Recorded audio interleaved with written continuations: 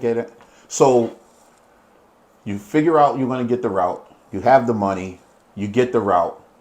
You have anxiety when you first start or as you're going through the process. Yeah. Well, it wasn't anything after the fact. I had the first anxiety attack. I was good.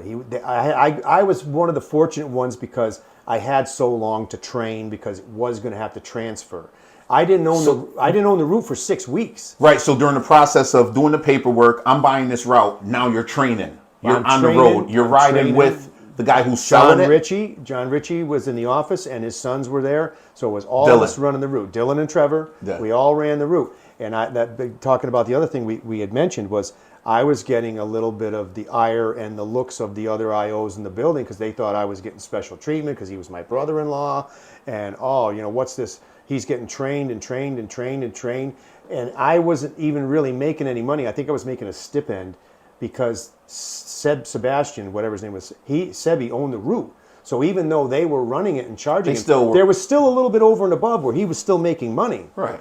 But the route was decent. I endured that ire because they all thought that I was making this money. And I made sure when the time came that they were out of the picture once it finally transferred and I was running the route, I made sure I said to one of those turds that was, I said, I just got my first... The people that were in your business? In my business, yeah. I said to them, I just got my first official paycheck. And they were like, what?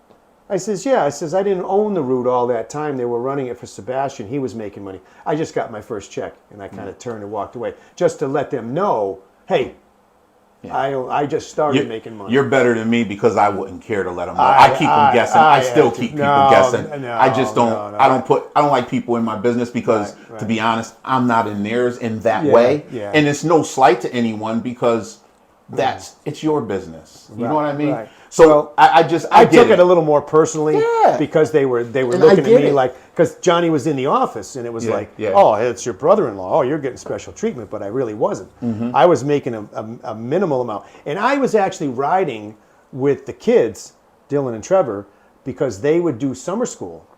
They would do New Haven. They would do all of the schools. And on my own time, because that's when I got to hold on to the handheld, that device right there. And they would let me print the tickets for the schools because it was easy. It was repetitious. They were always the same. Just pull up a different name, post, print, and done. And I got the tickets. So that's when I started to learn how to use the handheld. And that right there is very important because that part of the training is what people miss. Right. Picking the bread up and putting it down isn't hard. No. Checking the dates and rotating it isn't that difficult. That's not tough, Making sure that you put the numbers correctly into that handheld on the tickets and on that ticket, and making sure it's adding up and it's finalizing correctly is the key because that's how you get paid. Right. That's how the company's going to get paid. That's how settlement's going to get done. Right. And if it's not correct, once you fall behind, it takes a while to catch up. Billy DeLenta told me when I was looking at my load sheet and you're going through and you're doing your subtractions and your additions and all, your load sheet in the morning that tells you everything that's at your station that you break down and bring in, this is where your money is won and lost every day, he told me, is right here. Because if you make a mistake on your load sheet, it costs you money. Yeah. And when you get to the end of that day, you don't want leftover product hanging in limbo. It's got to be sold and accounted for. Right. Because if it's over here in limbo and you miss it, you paid for it, the store got it, you got your percentage that you get paid, but the dollar value of that product is on you because you missed it. So you're losing money. Yeah, it's happened to me. I would not sit here and say that. Nobody in the business that's perfect. If you ever hear anyone say they never miss anything and they're lying, and don't listen to them because they're lying about other stuff too. I got hit a couple times really good that I didn't pay attention to it, and if it goes by a certain amount of time, you can't recover. If you can catch it by the next week, you can add it in and recover. No, I've missed closing out my tickets on Saturday. I've missed communicating, I should say, on Saturday. I've missed communicating on a Monday morning late, and I that's just been my fault. And luckily, sometimes it catches up. Right. But I hear it from my partner. I've learned now how to read certain things in the settlement menu that comes up when you get your Gmail and your deposit, your direct deposit. And I've learned from the other IOs. Everybody, you included. I learned things from everybody. You pick up a little bit from everybody. I went to that settlement meeting where they were supposed to teach us how to read that matrix of shit that you got to look at. that CVS receipt. That slip, yeah, that receipt that you keep doing. But now, just a little snippet of that was the overs and shorts. It's a segment, very like important, we're doing here in that line of matrix. Right. But if you know how to find it, that tells you what you didn't sell, that's still in your inventory, what you oversold by accident. Which we can't do anymore. And a negative is a positive, believe it or not. I found that out. A negative number in there is a positive. That means you finally caught it and charged it out. So it was deducted from your previous inventory. Right. So it shows up as a minus. If it's a plus or just a straight number, you're being charged. Whereas the normal thought process is you look at a positive and like, I'm doing good. Yeah, you're actually not. Because that means you have too much. Right. Negatives are good. Yeah. Negative is a positive. That's another. You just mentioned overselling. We can't do that anymore. No more overselling. I'm going to tell you something else that that happened to me the other morning. I went the wrong way in the new handheld and did not receive my load. Have you ever done that? Well, I had to manually input the load. And luckily for me, it was not a big load that day. Well, there's a way to do it. I had to call the help desk. Nobody could help me. I had to save myself because I went, instead of going into the inventory to get that screen where you receive your load, I went the other way toward load adjustment.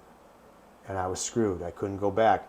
So by not receiving my load, and it happened to Rodney, everything in your delivery screen comes up red, and you cannot deliver it, like you said. Now, if you're red, you can't oversell. So what you have to do, and you remember this now for the time it happens, just in case you make a mistake, you have to go all the way out. Just keep going forward, forward, forward. Yes, yes, yes, forward, forward, all the way back to communicate. And you communicate again because you don't have a load in there. So you re-communicate, and when it gets to that screen where it's success, you say yes, and then communicate and begin day come up again. And you start your begin day, and you go to freaking inventory, and you receive your load. And that's if you go the wrong way. If you don't go back to the left to get to inventory to receive your load, if you move forward without receive load, because it asks you, would you like to receive load? If you forward and you're screwed. You got, but there's a way to fix it. I didn't think there was. I didn't know how I was going to get out of that. But the guy at settlement, say it one more time. The help desk says you just have to continually go forward. All the way forward. Forward. Till you get back to the original screen. And you communicate again. Would you like to communicate? And so if you re-communicate, you're actually just starting the whole process over. It's still up in the cloud. Yes. So now you just didn't get it right. But the sequence is to go all the way back to the beginning, going forward, not backwards to the beginning, forward to the beginning. Right.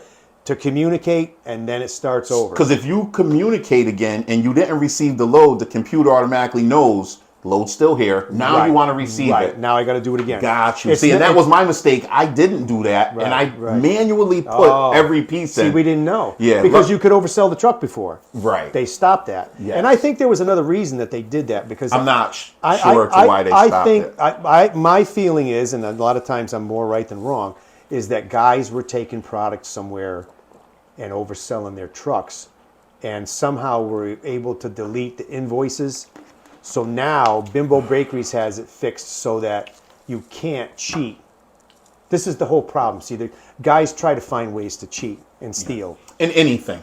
Right. In anything, people find ways to cheat. I had somebody run my route once, and it was a cash stop, and they were taking double packs from my BJs and opening them and selling them as singles into that stop, so that they had extra product to sell. But you have to do that before in the morning when you receive the load. That was the old handheld, where you could go in and add it into your load, print a ticket for the store, go back and delete it all, and then finalize the lesser ticket. And the only reason I caught the guy was I know how much I put in the store. I know how much to tell him to put in the store. We always do. So when I go in there and there's 4 or 6 of something that you were supposed to put 2 of, and I had to go to Tony, and I said, Tony, I don't understand what happened.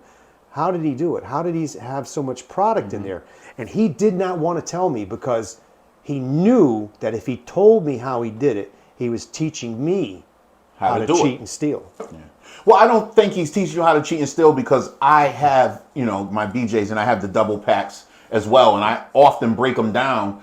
But what I was gonna say is when you're doing your adjustments in the morning, we would do 4 double packs and make them 8. But that's just something you have to do with the receiver in the morning. But you can't do it on the road, but you used to be able to. Right. But now we can't because that would be an oversell. You can if you just do it and then do it the next day. Yeah. You have to do it the next day and catch up. Right. There's, like I said, those things I understand and I know, but again, that goes with not being able to oversell. You can't do it now. Right. Well, when we used to have the Khaleesi, and they had the double packs, and I was doing it in Walmart, I would always take the extra double packs with me. If I needed them, I would break them open that day and put them in. And if you don't, but the next day I would correct that in my load sheet. I would take the double packs that day, and everything would even out. You can do it if you know what you're doing. Oh no, we know. As bred men, we know what to do, and that's where it comes into, like you said, you had someone running your route, and when we do it and someone else's do it, I like to make sure I order and know exactly specifically what they're bringing out, and I tell them, don't deviate from what I have it laid out for you to do, because I'll fix it. Right. Well, I was going there twice a week. So when I went back there on the Tuesday after the Friday that he had done for me during that week, I couldn't put up any of my product because there was too much left over that was still in code. I'd like to thank everyone for listening and watching. Tune in for the final episode, the full episode with Bob. Stay blessed, keep stacking.